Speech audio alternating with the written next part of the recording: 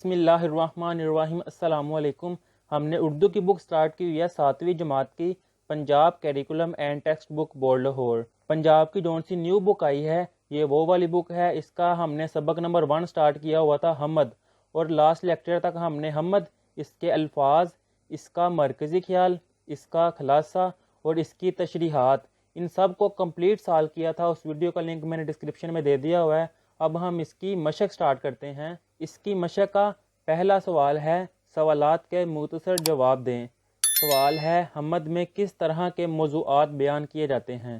اس کا جواب ہے، حمد میں اللہ تعالیٰ کی صفات، قدرت کاملہ اور مظاہر فطرت کا بیان جیسے موضوعات بیان کیے جاتے ہیں۔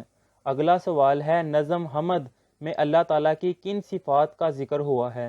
اس کا جواب ہے، نظم حمد میں اللہ تعالیٰ کی صفات خالق، مالک، ظاہر، باطن، غفار، سمیع اور بصیر ہونے کا ذکر ہوا ہے۔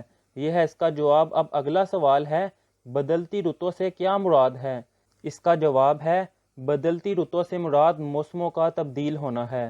اس سے اگلا سوال ہے، حمد میں شامل مصرع کسی کو تاج وقار بخشے، کسی کو ذلت کے گار بخشے کا مفہوم درج کریں۔ اس کا جواب ہے، حمد میں شامل اس مصرعے کا مفہوم یہ ہے کہ اللہ تعالیٰ جسے چاہتا ہے عزت دیتا ہے اور جسے چاہتا ہے ذلت دیتا ہے، جسے چاہتا ہے عروج دیتا ہے اور جسے چاہتا ہے زوال دیتا ہے۔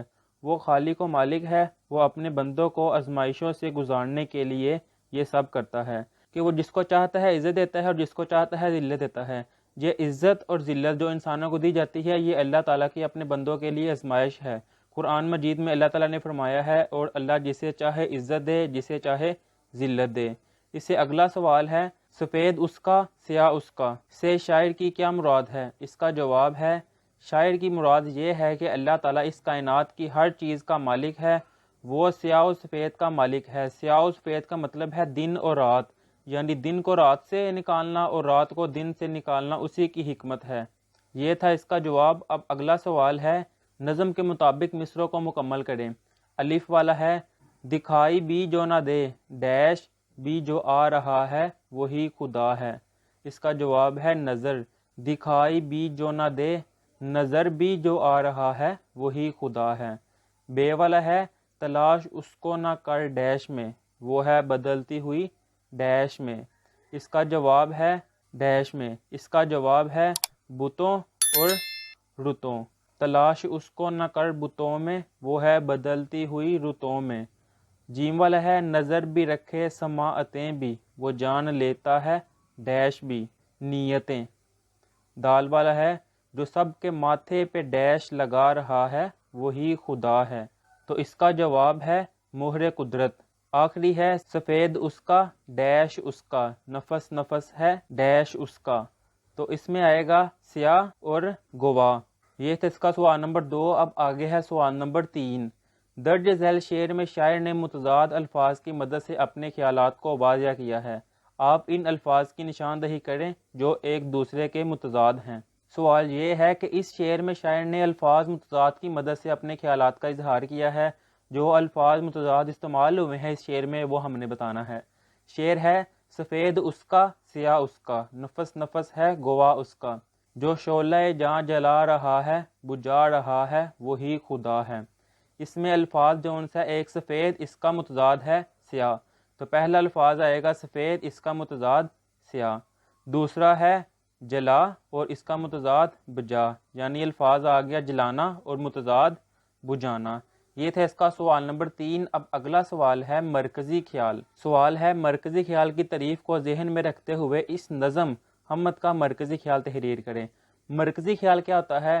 کوئی شاعر جس خیال یا تصور کو بنیاد بنا کر نظم لکھتا ہے، یعنی کہ جو شاعر نظم لکھ رہا ہے وہ جس بنیاد پر، جس کو سوچ کر اپنے مائنڈ میں نظم لکھ رہا ہے، اس سوچ کو اس کا مرکزی خیال کہا جاتا ہے۔ اس خیال یا تصور کو اس نظم کا مرکزی خیال کہا جاتا ہے۔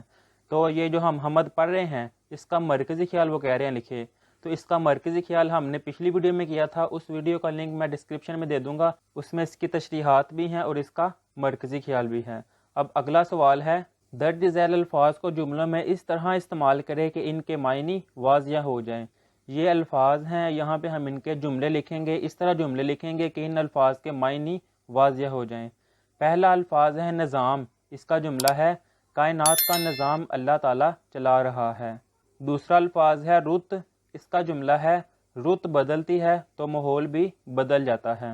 اگلا الفاظ ہے اختیار، اس کا جملہ ہے محنت سے کامیابی حاصل کرنا ہمارے اختیار میں ہے۔ اگلا الفاظ ہے مہر قدرت، اس کا جملہ ہے اللہ تعالیٰ نے ہماری جبینوں پر مہر قدرت ثبت کر دی ہے۔ اور آخری الفاظ ہے جگمگانا، اس کا جملہ ہے رات کے وقت ستاروں کا جگمگانا اللہ تعالیٰ کی قدرت ہے۔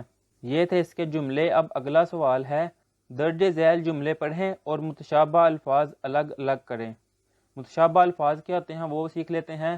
اردو میں بہت سے الفاظ ایسے ہیں جو املا کے لحاظ سے ایک جیسے ہیں لیکن معنی کے لحاظ سے مختلف ہوتے ہیں، مثلا عالم اور عالم، ملک اور ملک وغیرہ۔ انہیں متشابہ الفاظ باللحاظ املا کہا جاتا ہے۔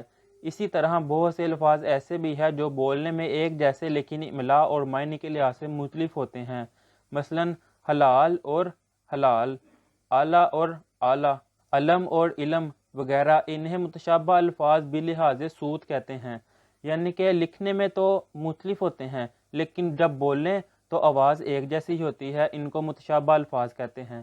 پہلا ہے اس عالم میں کئی عالم دنیا سے رخصت ہو گئے ہیں۔ عالم اور عالم یہ دونوں اس میں متشابہ الفاظ ہیں۔ عالم کا مطلب ہے جہان اور عالم کا مطلب ہے کوئی علم والا۔ تو اس لائن کو ہم ایسے بھی پڑھ سکتے ہیں کہ اس دنیا میں بہت سارے علم والے رخصت ہو گئے ہیں۔ دوسرا ہے ارض و سما نے عرض کیا۔ اب یہ ارض اور عرض بولنے میں ایک جیسے ہیں لیکن ان کی املا مختلف ہے، تو یہ دونوں دون سے ہیں، یہ متشابہ الفاظ ہیں۔ اگلا ہے حال کا تو برا حال ہے۔ بولنے میں اب الفاظ ایک جیسے ہیں، یہ بھی حال اور یہ بھی حال، لیکن لکھنے میں مختلف ہے، ان کی املا مختلف ہے، تو یہ دونوں متشابہ الفاظ ہیں۔ یہ علم علم کا نشان ہے، تو یہ متشابہ الفاظ ہیں۔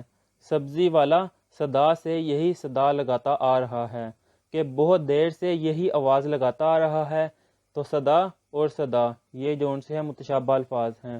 اب اگلا سوال ہے اپنے اساتذہ اور کسی مستند کتاب کی مدد سے حروف ندائیہ اور حروف فجائیہ کی تین مثالیں تحریر کریں۔ ہم پہلے سیکھ لیتے ہیں کہ حروف ندائیہ کیا ہے اور حروف فجائیہ کیا ہے۔ ندائیہ حروف ایسے حروف جو کسی کو آواز دینے، پکارنے یا بلانے کے لیے استعمال ہو، انہیں ندائیہ حروف کہتے ہیں۔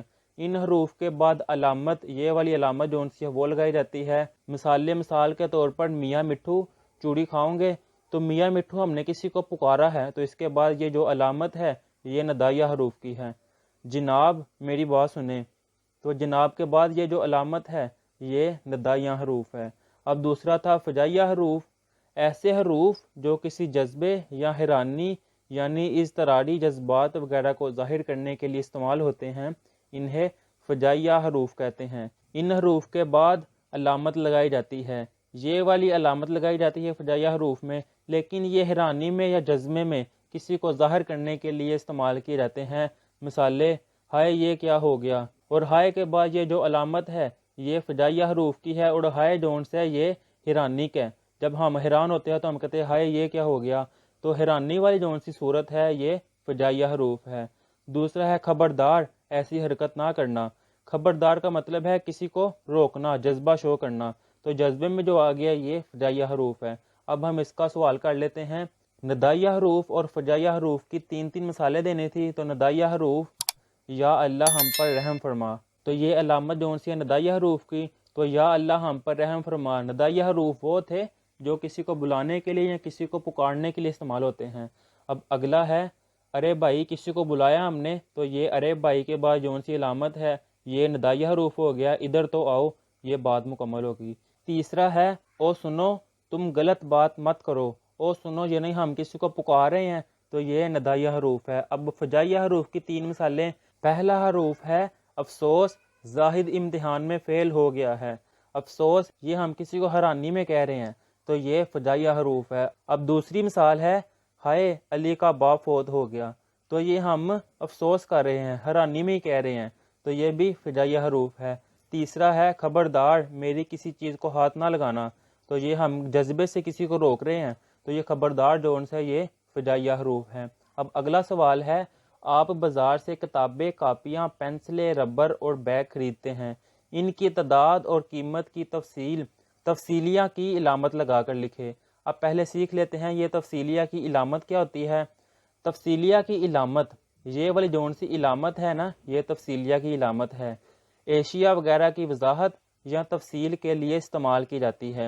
یہ علامت اوپر تلے یعنی کہ اوپر نیچے دو نقطوں اور ایک خط پر مشتمل ہوتا ہے۔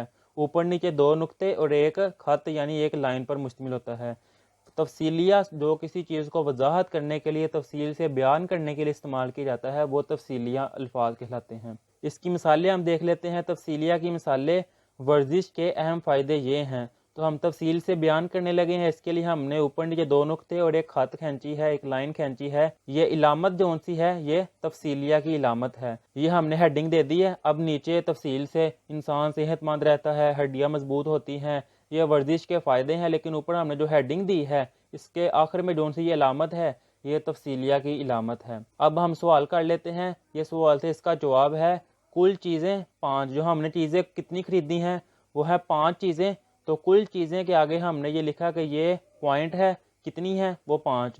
کل قیمت، اوپر نیچے دو نقطے اور ایک لائن، یہ علامت ہے تفصیلیہ کی، کتنے پیسے بن گئے 500۔ تو یہ تھا اس کا جواب۔ اور یہاں پہ اردو کی بک کا لیسن نمبر 1 حمد ختم ہو گیا ہے، اس کی مشق ختم ہو گئی ہے۔ اب انشاءاللہ ہم نیکسٹ ویڈیو میں ملیں گے، تب تک کے لیے اللہ حافظ۔